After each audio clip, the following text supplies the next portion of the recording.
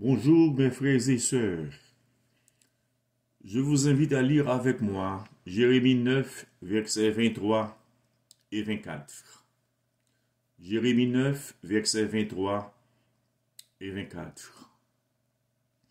Ainsi parle l'Éternel, que le sage ne se glorifie pas de sa sagesse, que le fort ne se glorifie pas de sa force, que le riche ne se glorifie pas de sa richesse, mais que celui qui veut se glorifie d'avoir de l'intelligence et de me connaître, de savoir que je suis l'Éternel, qui exerce la bonté, le droit et la justice sur la terre, car c'est à cela que je prends plaisir, dit l'Éternel. Prions et invoquons le Seigneur. Seigneur, nous comptons sur toi. Tu es présent au milieu de nous. Fais-nous sentir ta présence. Adresse-nous ta parole, afin que nous soyons affermis dans la foi, l'espérance et l'amour. Amen. Il est un roc séculaire, gagne pour mon cœur lassé, comme un abri tu t'élèves, au sein des flots à placer.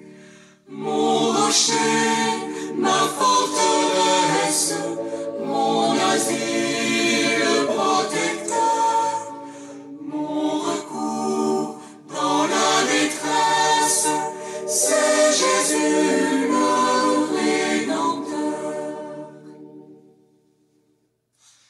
À mes pieds, l'océan gronde, le vent siffle autour de moi. Sur Christ mon rocher je fonde, mon espérance et ma foi. Mon rocher, ma forteresse, mon asile protecteur, mon recours dans la détresse, c'est Jésus le Rédempteur.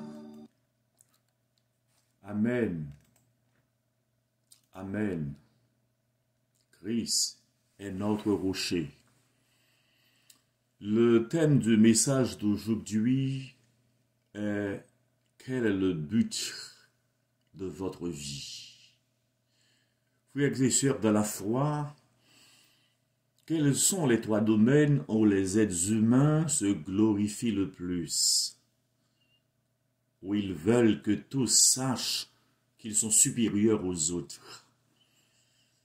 Ne s'agit-il pas de la sagesse, de la force et de la richesse? La vraie sagesse, la véritable puissance et la vraie richesse ne se trouvent qu'en Dieu. Frères et sœurs, c'est en 627 avant Jésus-Christ que Jérémie, encore jeune, est appelé par le Seigneur à être prophète. Jérémie soutient la réforme et condamne ceux qui cherchent leur appui, non l'Éternel, mais en des alliances avec les nations étrangères. Selon Jérémie, il est inutile de se vanter de sa sagesse, sa force ou sa richesse. L'important est de connaître l'Éternel, pas seulement connaître des choses sur Dieu. Jérémie nous rappelle que connaître Dieu peut devenir le but de toute une vie. Quel est le but de votre vie? Gen mon plan yo, c'est faire voyage, faire étude, joindre un travail, fonder une famille, ouvrir un business, bâtir un caille. Mais ça, un monsieur écrit sur vite machine li. Tout ça a besoin, c'est voitures qui courent plus vite là. Ces femmes qui pillent jeunes et du vin qui pillent ancien à campil l'argent. Quel plan? Est-ce que nous mettons la mort, retour Christ, dans le plan nous? L'homme propose, Dieu dispose. Qui ça, bon Dieu, considéré comme essentiel dans la vie? Lisons Jérémie 9, verset 23. Ainsi parle l'Éternel. Que le sage ne se glorifie pas de sa sagesse, que le fort ne se glorifie pas de sa force, que le riche ne se glorifie pas de sa richesse. Dans le verset 23, nous joignons ça qui n'est pas essentiel dans la vie. Le premier mot est sagesse. Répétez avec moi. Sagesse. Le mot sagesse, c'est le plus ancien nom de la philosophie, puisque philo veut dire en grec j'aime. Et Sophia signifie sagesse. Le philosophe est donc censé être un amoureux de la sagesse. Il y a la sagesse humaine et la sagesse divine, laquelle dirige votre vie. Selon le livre des Proverbes, la sagesse, c'est l'art de se conduire. Elle commence avec la crainte de l'Éternel. Sagesse ne signifie pas intelligence et capacité intellectuelle. Ordinateur yo ka kembe en pile information. Mais li difficile pour n't'attendre yo moun di ordinateur yo sage. Le livre des Proverbes a pour objectif de développer la sagesse. Proverbe 1er, verset 2. Il est dit que l'Esprit nous donne un esprit de sagesse. 2 Timothée 1, verset 7. Sagesse humaine, c'est pas l'équipe important dans la vie. La sagesse de Dieu, c'est-à-dire la sagesse supérieure, se trouve dans la parole de Dieu. Elle nous permet de marcher dans la volonté de Dieu. On a besoin de la sagesse de Dieu pour construire quoi que ce soit.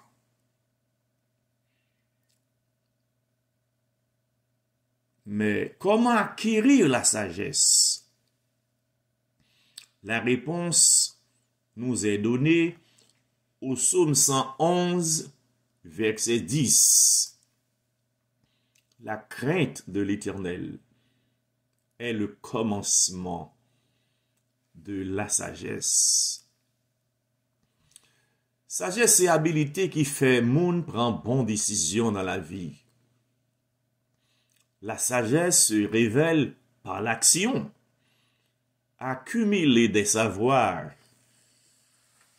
n'est pas suffisant et même dangereux si cela est mis au service d'une âme malveillante. Connaissance sans sagesse, c'est un bagage qui est dangereux.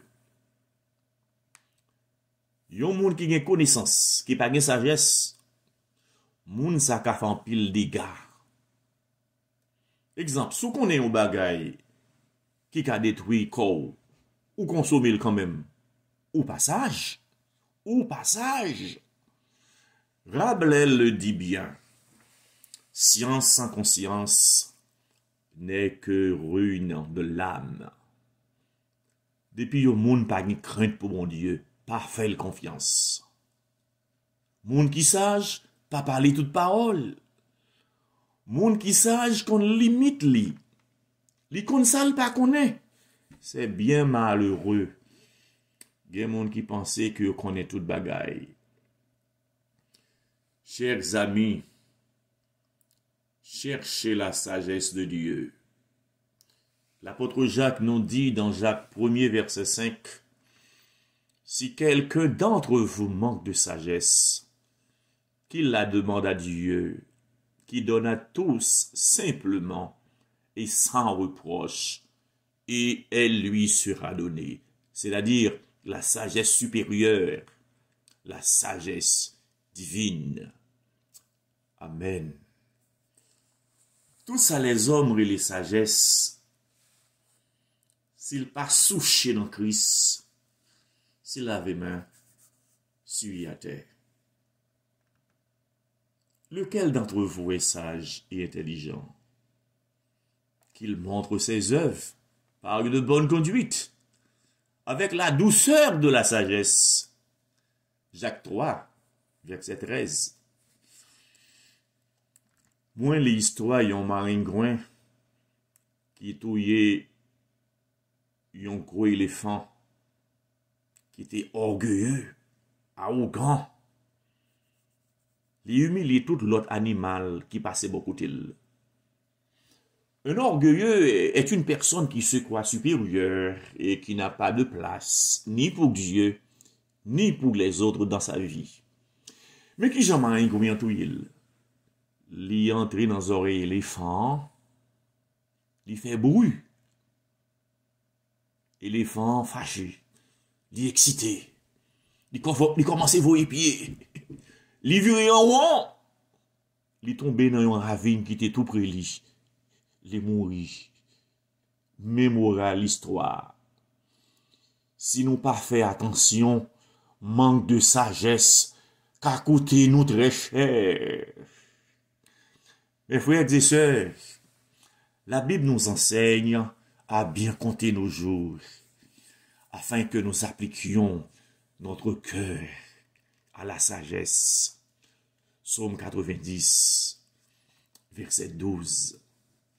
Appliquer notre cœur à la sagesse signifie apprendre à faire des jugements droits, de réfléchir avant de parler, avant d'agir, de garder les commandements de Dieu comme preuve de notre amour pour lui.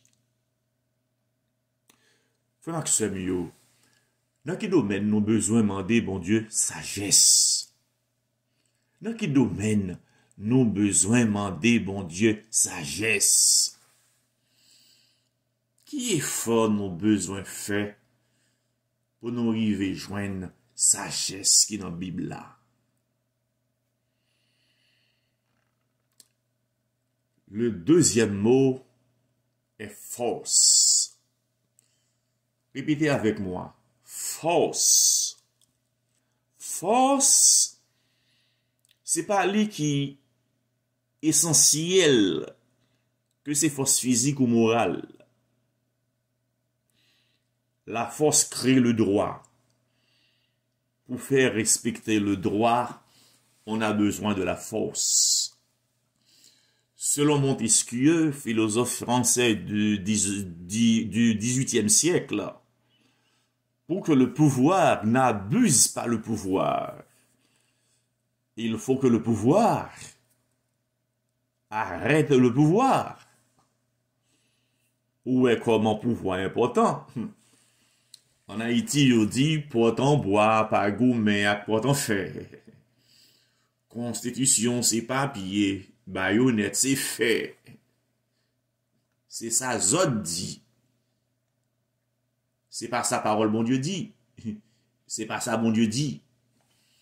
On dit souvent en relations internationales, la raison du plus fort est toujours la meilleure. Les États n'ont pas d'amis, ils n'ont que des intérêts, a dit Charles de Gaulle. Napoléon Bonaparte disait, il n'y a que deux forces dans le monde, l'épée et l'esprit. À long terme, l'épée sera toujours vaincue par l'esprit. Selon le fameux précepte du philosophe chinois Sun Tzu, on peut vaincre avec les âmes, mais on ne peut régner que par l'esprit. David tetouye Goliath. Goliath te gen force physique, mais David te gen la foi. Nous devons mettre la foi nous dans bon Dieu. Mettez confiance nous dans mon Dieu. La vraie force est en Dieu. Il est notre protecteur, notre défenseur. Il nous conduit à la victoire. Amen. Chrétien yo c'est oiseau. Il a plié, mais il pas cassé. Oui, il y a force dans bon Dieu. On nous dit ensemble, oui, il y a force dans bon Dieu. Comment nous faire connaître qu'il y a force dans bon Dieu? Nous connaissons qu'il y a force dans bon Dieu. Parce que nous ne pas caché devant bon Dieu. Nulle créature n'est cachée devant lui. Mais tout est à nu et à découvert aux yeux de celui à qui nous devons rendre compte. Hébreux 4, verset 13. Moun pas qu'à mettre dos bon Dieu à terre. Moun pas qu'à tromper mon Dieu. Moun pas qu'à dépasser mon Dieu. L'homme est un être fini. Dieu est un être infini. Je dis à tout le monde veut force. Force politique. Force économique. Force satanique. Écoutez, la force est à Dieu. Dieu a parlé une fois, deux fois. J'ai entendu ceci. C'est que la force est à Dieu. Psaume 62, verset 12. Mes bien-aimés, la foi regarde au-delà des circonstances. Les nous camper pour bon Dieu pas jamais abandonner nous. Joseph, Esther, Daniel, Pierre, apôtre Paul, apôtre Jean, ils ont été campés pour bon Dieu. Bon Dieu pas de jambe abandonné yo. Amen. Ce que nous, c'est dans bon Dieu lié. Assurance nous, c'est dans bon Dieu lié. Force nous, c'est dans bon Dieu lié. Combien de monde qui croit ça? On nous dit merci Seigneur. Merci Seigneur. Le troisième mot est richesse. Répétez avec moi. Richesse. La richesse matérielle n'est pas essentielle dans la vie. Quelqu'un a dit, la richesse est comme le tafia. Il nous rend ivres et arrogants. Le milliardaire David Rockefeller est mort le 20 mars 2017 aux États-Unis d'Amérique à l'âge de 101 ans. Dans l'enterrement, il y a un monde qui t'a posé question ça. C'est qui ça? Milliardaire a quitté. Qui va les bagailles? Milliardaire a quitté. Réponse là, c'était David Rockefeller. Il quitté toute salle de gain.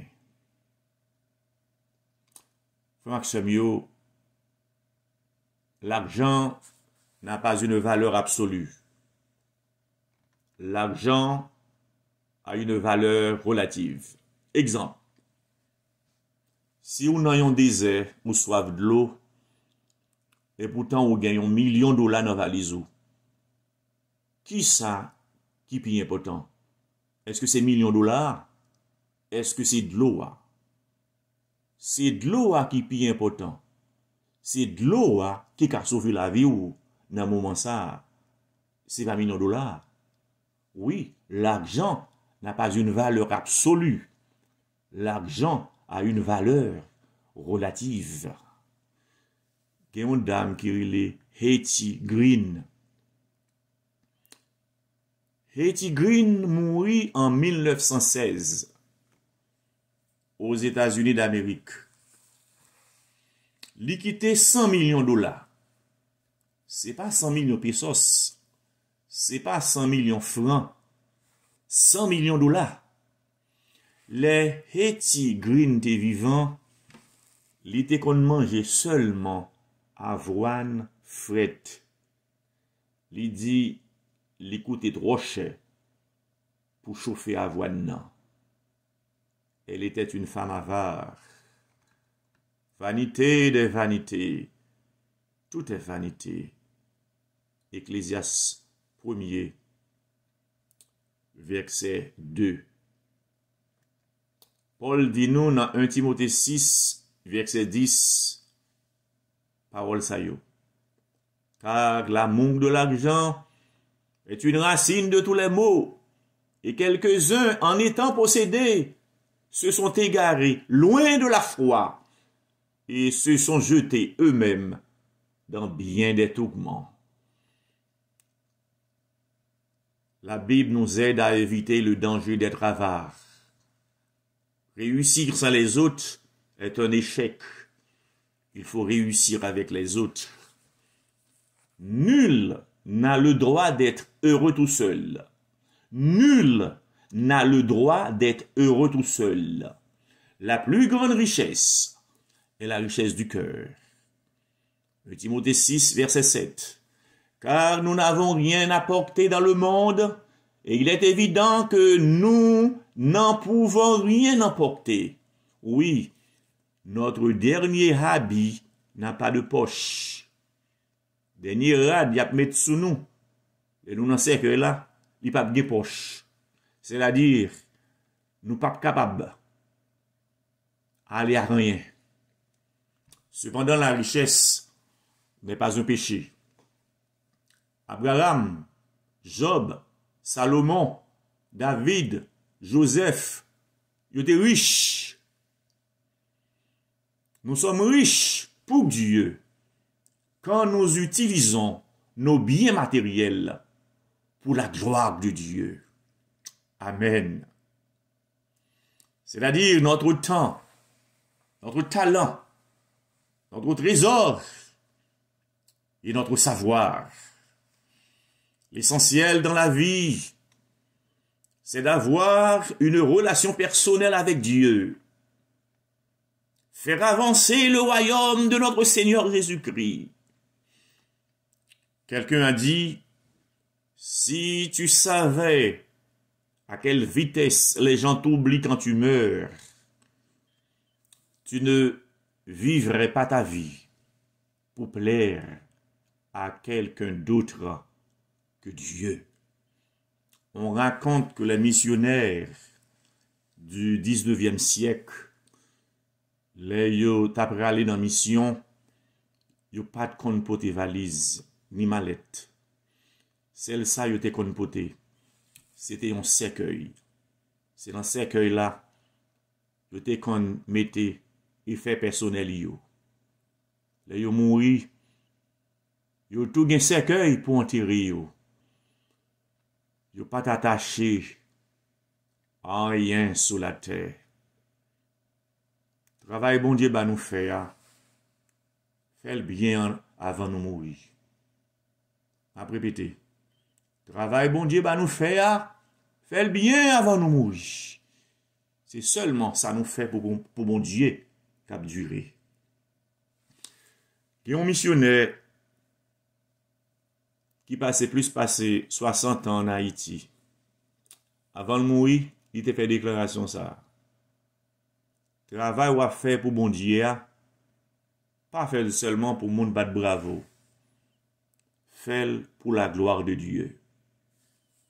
Si vous faites seulement pour monde battre bravo ou rater but existence ou. Je vais répéter. Travail ou à faire pour bon Dieu, pas faire seulement pour monde battre bravo. Faire pour la gloire de Dieu. Si vous faites seulement pour monde battre bravo ou rater but existence ou. Frère Maxime, l'apôtre Paul nous dit dans 1 Corinthiens 10, verset 31, soit donc que vous mangiez, soit que vous buviez, soit que vous fassiez quelque autre chose. Faites tout pour la gloire de Dieu. Quel est le but de votre vie? Le but de la vie, c'est de se préparer pour l'éternité. C'est aimer prochain. C'est aimer bon Dieu. C'est servir bon Dieu. Qu'est-ce que vous voulez que les gens admirent le plus chez vous? Dieu nous donne la vraie réponse. Lisons Jérémie 9, le verset 24e. Mais que celui qui veut se glorifier d'avoir de l'intelligence et de me connaître, de savoir que je suis l'Éternel, qui exerce la bonté, le droit et la justice sur la terre. Car c'est à cela que je prends plaisir, dit l'Éternel. Le prédicateur a dit, connaître la volonté de Dieu est la plus grande connaissance. Faire la volonté de Dieu est le plus grand succès. Frère Maxime, on rete dans la volonté de Dieu. On rete dans la volonté de Dieu. Plus nous connaissons Dieu, c'est plus nous qu'à mettre confiance nous dans lui. Dans le verset 24e, Jérémie nous donne 3 attributs de Dieu. La bonté, le droit et la justice. Dieu est bon. Dieu est droit. Dieu est juste. Avez-vous le caractère de Christ? La Bible dit dans Philippiens 2, verset 5, « Et en vous, les sentiments qui étaient en Jésus-Christ. » La vie chrétienne, c'est de vivre comme Christ a vécu. Frères et sœurs, nous vivons dans un monde injuste, un monde déchu. La souffrance est injuste. La souffrance fait partie de la vie. Mais nous pouvons compter sur l'amour inconditionnel de Dieu. Amen. Chers amis, notre plus grand bien est de connaître Dieu. Dans Jean 17, verset 3, Jésus a dit, « La vie éternelle, c'est qu'ils te connaissent, toi, le seul vrai Dieu, et celui que tu as envoyé, Jésus-Christ. » Pour connaître Dieu, nous devons l'accepter dans notre vie, obéir à sa parole. Dr. James Merritt a écrit « L'objectif de toute lecture de la Bible n'est pas de mieux connaître la Bible, mais de mieux connaître Dieu. » Pas d'espoir dans la sagesse humaine, pas d'espoir dans la puissance terrestre, pas d'espoir dans la richesse terrestre. Seul espoir, non, c'est Jésus-Christ, c'est l'Évangile. Moi, l'histoire de messieurs qui t'a pêché poisson. Mauvais temps barré yo sous la mer. Quand notre yo fait naufrage. Yon nan yo mouri. L'autre la fait effort, li nage. Li joine yon gros roche. Li chita sou li. Vague lan mette couvril. Konnen, les mauvais temps fin passé. Gen pile moun qui te pose le question ça. Ou pas de peur, les vagues lan me a te couvri ou. Monsieur a te répondre. Moi pas de peur. Parce que moi te chita sur yon roche qui pas de casse secoué. Moi te chita sur yon roche qui pas de casse secoué. Frères et sœurs, Jésus-Christ est notre protecteur, notre rocher.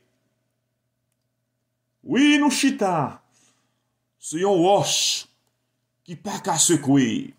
Les puissances des ténèbres pas qu'à secouer roche ça. La sagesse humaine, pas qu'à secouer roche ça. Les richesses matérielles, pas qu'à secouer roche ça. Ce rocher est Jésus-Christ. Alléluia. Frères et sœurs bien-aimés, tout vient de Jésus et de Jésus seul. Notre salut vient de Christ. Notre identité vient de Christ. Notre protection vient de Christ. Notre espérance vient de Christ. Notre futur est en Christ. Jésus sauve encore aujourd'hui. Venez à lui. Que Dieu bénisse sa parole. Que Dieu vous bénisse. Amen. Amen. En va l'ouragan fait